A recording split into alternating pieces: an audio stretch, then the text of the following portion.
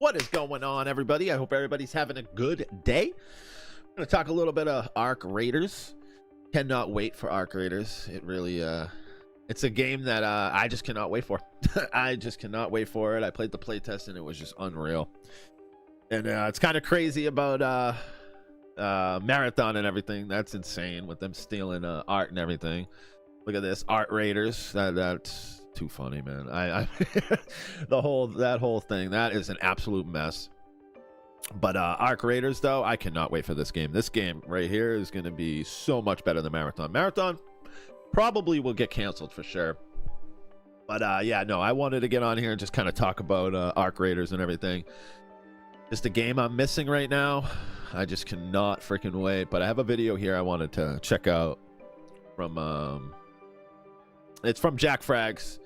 Arc Raiders is absolutely sublime, and he played the playtest and everything, and I just wanted to see what his take is and everything. We're just going to discuss and kind of just go over this. Let's go. Has sunk its teeth into me as much as Arc Raiders did. Recently, they had a tech test for the game lasting a few days that has now sadly ended. The fact that it ended, man. Oh my god. I want to play it so bad. I want to do night solo raid. Like, I just cannot wait to get in and do a solo raid. Even on the I just can't wait. I cannot wait. The phase is still definitely in full swing. I can't help but feel like Embark Studios, who created the game, are onto something special here. They actually put effort in, and it shows. Big time. They just have so many little details, and when you're in the game, you just hear everything, and you just like, you see things, and you're just like, wow, they actually thought of that. And like the way the AI moves around, because I guess they have like this new technology with like AI that they can like kind of walk around in the environment, not just like your everyday like little like video game bots. I guess like they actually move up the environment and everything that they made, which I don't even know more about that, but it sounds pretty crazy. Originally announced in 2021 as a free-to-play PvP technology shooter, set to release in 2022. It was then delayed so the studio could focus on their other game at the time, The Finals, before revealing in May 2023 that Arc Raiders would now evolve into a PvPvE extraction game and become a premium product. Release date TBA.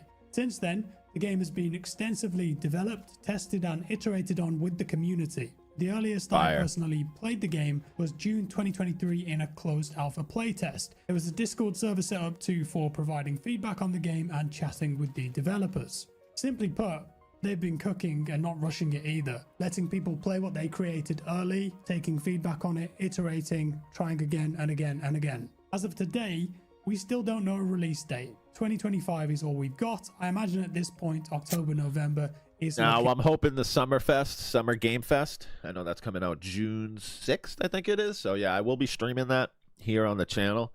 Hopefully they drop it that day. That would be awesome. Likely.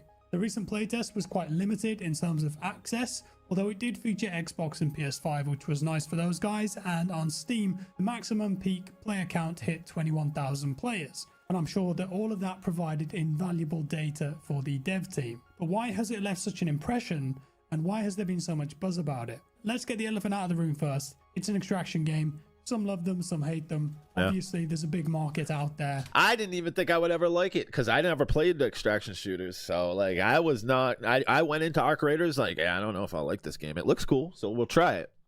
I mean, I just was so addicted, and I cannot wait. And now I want to play other extraction shooters, and I've tested some of them out. I'm just not feeling it. I don't know. We'll see. But Arc Raiders, definitely something I'm going to want to play.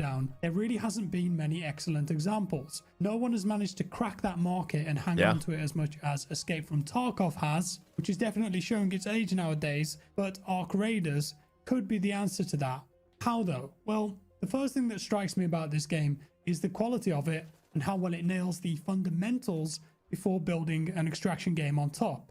What I mean by that is that I load it up and most stuff looks and feels like I expect it to, and it consistently hits a high bar. We'll start with the graphics, the thing that you're looking at 100% of the time. The presentation here is incredible. It is. Embark have somehow got an Unreal Engine 5 game with massive maps to not only look graphically impressive, but perform excellently at the same time. Players on older spec PC systems were pleasantly surprised when they could run the game on high settings at a smooth frame rate and not get that typical stuttering that they were used to on other Unreal Engine 5 games. Yes, I feel like they have some issues with level of detail and popping on some of the rocks and foliage, etc. But majority of the time, I think this game looks amazing. The lighting, the vibes, you feel like you're entering a fleshed out alternative universe version. Yeah, you're just in the dark, and like the way the lighting goes, it's in the sounds. Like that's what really gets me into this game. Like it's the sound of this game just immerses you right into it, and you get scared kind of. Of Earth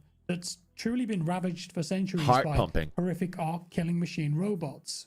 The audio design too, impeccable, chef's kiss. There's some deep atmospheric and ambient sound systems happening all the time. The sound of distant gunshots, the weird noises that the bad guys make, I couldn't fault it. The animations are very impressive too. With this being a third-person game, they get a real opportunity to show off these systems, most notably with how the characters move and traverse the environments. Extra little details when you begin to sprint, higher out, slide, climb up railings and walls, spraining your ankle when you take a bad fall. It all adds to the game feeling natural and believable. Physics plays a big part of this too, not just for your character, but also the enemies that you fight. Drones spiraling out of control, but attempting to still fly despite losing an engine or two. And going back to what I mentioned about the fundamentals, the input and response time of this game is excellent. For the most part, the guy I'm controlling does what I want him to in an intuitive manner. Yep. And one thing is like, you don't think that you can climb rocks in this game, because most games just struggle with that. Like Call of Duty struggles with that. You're like, oh, you can climb it? No, you can't climb it. Can't even move. Like anywhere you went, you were just like, whoop, climbing right up rocks. I'm like, dude, this is great. It's definitely impressive what they've done with this game. I cannot wait for me to freaking play it, man. I can't wait for everybody to play it. Hopefully they do an open beta, then release it. Or just release it. That would be great. Just shadow drop it on Summerfest, Summer Game Fest. That would be fantastic, but we'll see. I mean, I'm dying for it. I don't feel like I'm also fighting my keyboard or the game engine at the same time. I'm not noticing any perceptible input lag. I can move, crouch, roll, aim and track efficiently, and this led to some excellent and satisfying fights with other players and squads where I did feel skill was involved, and even death was satisfying if I had a good scrap with someone who bested me.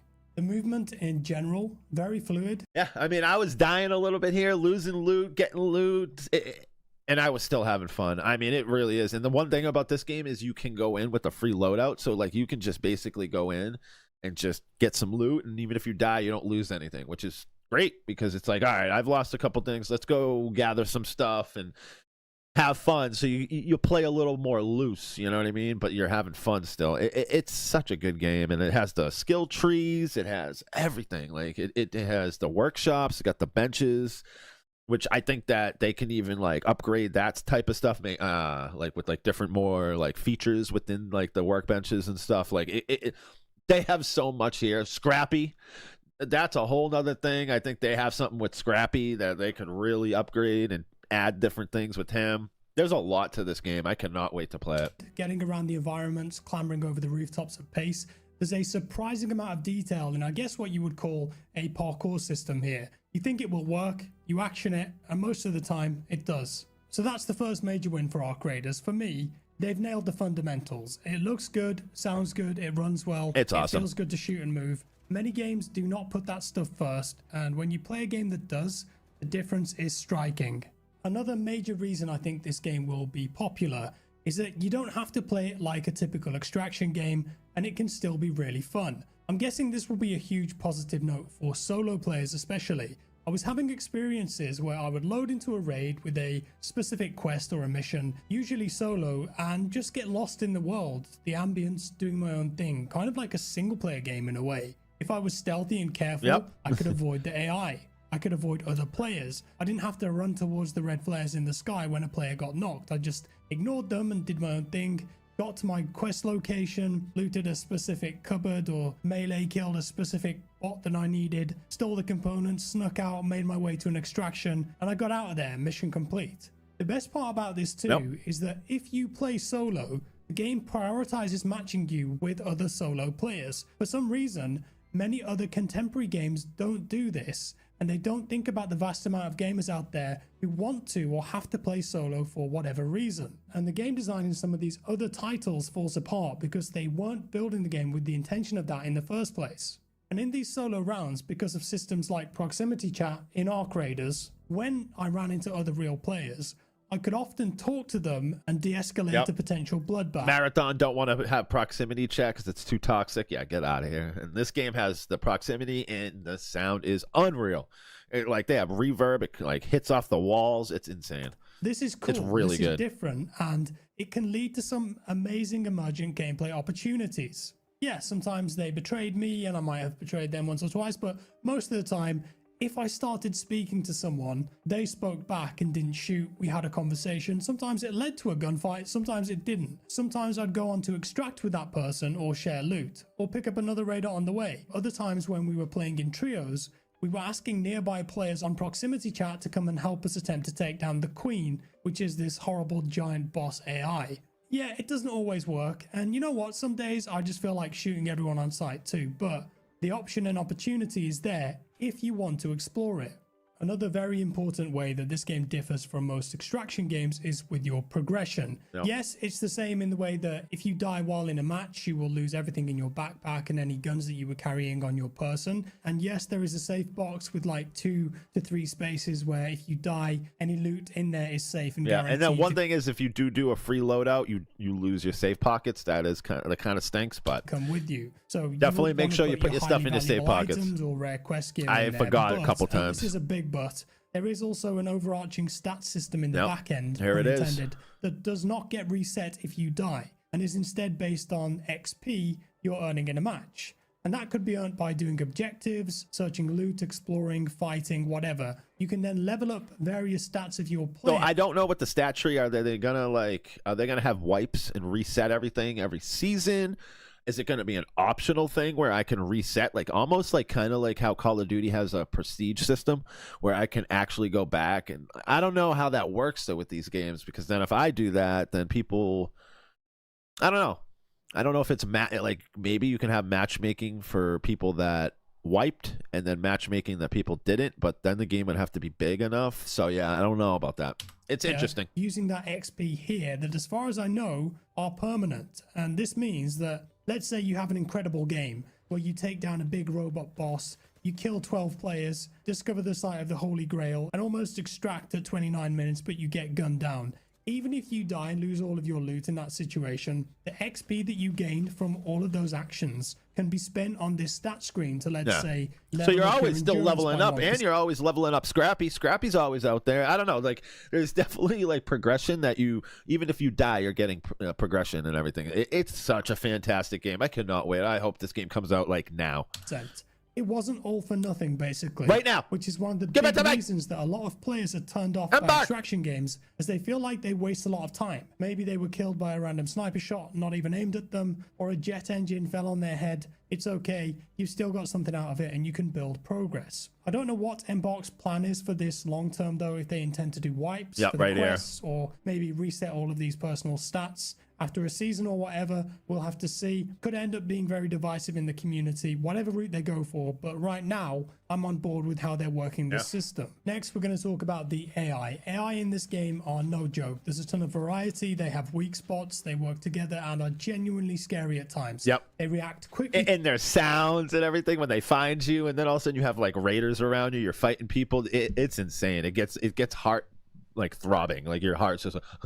And it really is honestly scary. And like I say, like with the night raids, the game turns into a horror game. It really does. It just becomes a scary game. Granted, during the recent playtest, this game is so good, in many situations where we started a fight against another player squad, the noise from that brought other squads over. Then a load of AI drones would show up. Maybe they start shocking you, making noise, putting a red spotlight on you, so you have to try and take those out too while fighting other players. They give away your position. They call in bigger, scarier drones like the Rocketeer. You run away, you turn a corner, and you run into a Bastion, which is a giant tick with a minigun that instantly beams you. You can do awesome stuff like throwing lures at enemy teams to send AI in their direction while you escape. Thinking back, I was killed by the AI directly and indirectly on many occasions. There's also huge boss creatures like the aforementioned Queen here, which required a lot of damage, almost like little Destiny raid bosses. This thing has got multiple attacks. It can beam you from miles away. It can set fire to you and the ground around you. It can launch incendiary mortars at you. It can crush you. It can machine gun you down in a quick blast. It's not to be trifled with, but if you can take I it did down, not fight which is this. quite difficult. I didn't have the weapons, and I was like, I'm not fighting this thing. Okay, watch this. Oh, I just didn't have enough time. Look at this. It's scared of you, Tom. Okay, maybe not. So then it does that and it electrocutes me while I'm down. Oh my god, it killed me so quick. Jesus Christ! Oh, it's dude, that is horrifying. I died instantly. I regret everything. Oh my god, dude. I This is regret really everything. cool related to the AI too. A viewer called Oh, that Josh is- T emailed me Here this it article is. from Medium in 2021 where Embark were talking about Machine how they were learning. using machine learning to create some of the AI in the game. If this is actually used in the current Arc Raiders build, it appears that some, if not all of the AI enemies in the game are not scripted in the typical video game sense. Looking at the article, quote, a self-taught physics-based creature moving and reacting to its surroundings, attempting to... That's awesome. Like the fact that they put something like this into the game where it's like literally learning its environment, and like it's not going to just roll around like your actual AI that like in most video games. It's actually smart. That is actually pretty cool. balance itself and try to continue to move even when you throw stuff at it or take Arc away a Raiders limb, is cool. just like you would expect it to. So Dude, perhaps I that's one of cannot the wait for reasons why this the game, AI in man. this game feels so believable and unpredictable. There's a high chance that they I taught can't stop themselves blazing how this to game. exist in this virtual world. So it looks like there might be a huge element of self-taught machine learning thrown in there for good measure. And also because this used to be a PvE game, I'd wager that Embark brought a lot of that work over to the now PvPvE version of the game. Fighting the AI is fun, interesting. It can have a big impact on the outcome of your game. It's not just an annoyance. I'm going to start wrapping things up here because I could talk for ages about this, but another thing I wanted to mention was that despite its simplicity on the surface, there's a surprising amount of depth and detail in the gameplay. Simple stuff like rolling when you land to not take damage, being able to climb on almost everything including robots, tricking people, throwing things that you find in game. There's so many wild. items to use and things that you can do to experiment and outplay people. The physics engine definitely coming in clutch there for sure. There's a lot of simulation here. Overall, it's a very strong first impression from me. They've nailed the fundamentals, and I think the game is fun and addictive. I like the PvP, the PvE, the world, the progression. I want to play this game again. But look, I don't know, whenever Arc Raiders launches, maybe it'll be super laggy and run like crap. Maybe it's going to be infested with cheaters. Maybe there'll only be 3 maps and an awful live service. Maybe they'll put pay to win stuff in. Maybe the fact that it's only got third person will harm it in the long run. I don't know. I'm not sure. Time is going to tell on that stuff. And wait and see before you personally spend any money on it. I guess there's going to be an open beta in the future at some point, so perhaps check it out then. But I think there could be something special here. To me, it feels like an actual quality PvPvE game. Super quality.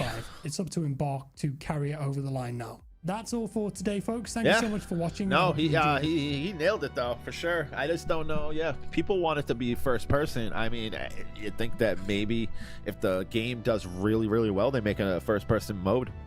I mean, kind of like how, you know, how like PUBG does it, has the third person and first person. I mean, it's possible. I mean, this game in first person would be, this would be a good game, first person. And they have the finals, so they have it. They have a great first-person shooter, so they know how to do it, and they put it in this game. Woo-wee! That would be fun. That would be really fun. No, but Arc Raiders, cannot wait for it. So if any news comes out, anything like about a release date, anything, I will be talking about it on this channel. I appreciate everybody. If you can, hit that like.